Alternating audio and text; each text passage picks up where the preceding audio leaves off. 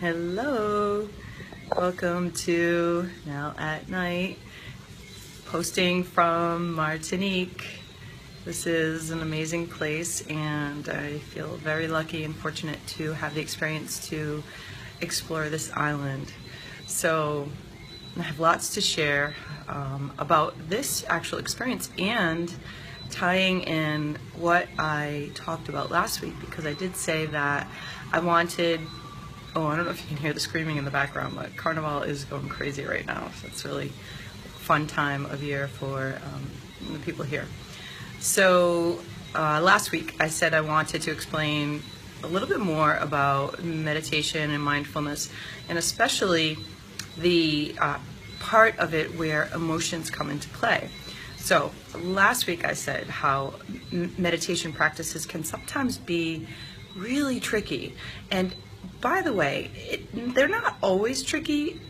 Sometimes they can be amazing and wonderful and uplifting, where you really feel a sense of enlightenment and a spiritual connection and really amazing things. So I didn't mention that, and I didn't mention it because most of the time we think of meditation as that type of experience, which it absolutely can be. And it can also be this really hard time to sit and begin to feel emotions. Now, how does that help us? Why do we want to feel uncomfortable emotions? Here's the reason. So we are amazing creatures, human beings that love to avoid pain, and we seek pleasure. And we go through so much to stay away from pain that we've become these crafty individuals where sometimes we don't even know we're avoiding pain. And we've learned these techniques to stay away from pain, which most often have to do with not feeling things or even knowing what we're feeling and just acting and doing things without thought. So think of zombies or robots, right? And I've touched on this a little bit in other areas, and you'll notice that as I speak in all of these videos, there will be a threading and a weaving of all of these things because they're all connected. We're all connected. So back to the emotions and how the emotions are an important thing for us to understand or be aware of.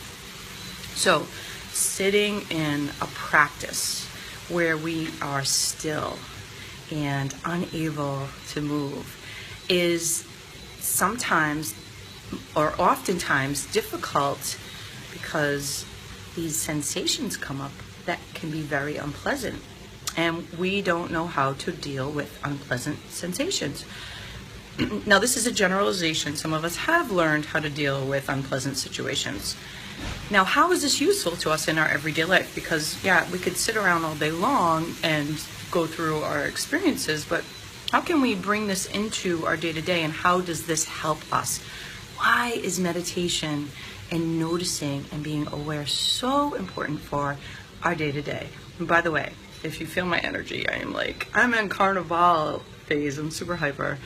So sometimes I'm very zen, and other times I'm like, go, go, go, go, go. Tonight is a little go, go, go. So these feelings are important because when we allow ourselves to notice a feeling, then we can do a little investigation, say, where is that coming from? And why is it there? Believe it or not, the emotions that we have stored within us are usually from past experiences, and we respond because of something that's happening in the present moment, but we have a memory from something from the past that has either given us a positive sensation or a negative sensation. So for example, think of Pavlov's dog, where the dog has been, heard a stimuli of a bell, and when he got shocked from the bell, he automatically knew to stay away from the shock. In time, he just automatically was afraid of bells and that sound because he knew he would get shocked. That's sort of how our emotions are in our body. We are amazing beings. So now, here's the cool news. So let's stay with Pavlovian's theory. If that happens, we actually do have the ability to then shift away from that behavior by saying, okay, that experience created this feeling for me. And it doesn't always happen, and every time I do this, it doesn't always happen.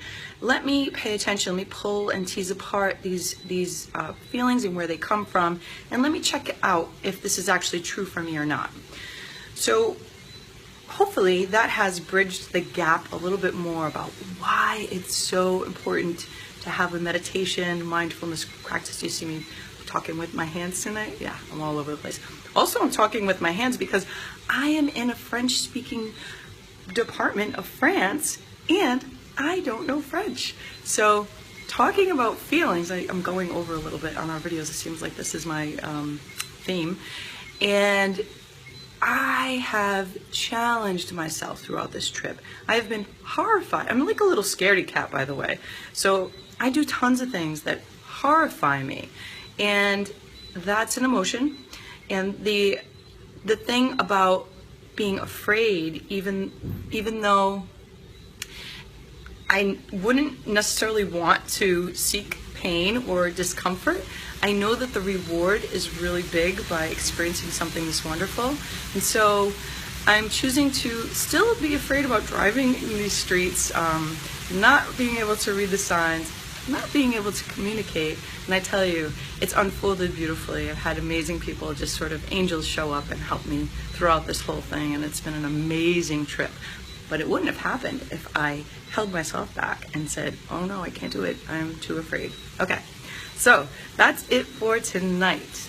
And I hope, again, that you have an amazing night. And sorry for not respecting the 5-minute thing that I put in my head, but oh well, you can stop it sooner if you didn't want to listen. Have a great night and be well. Take care.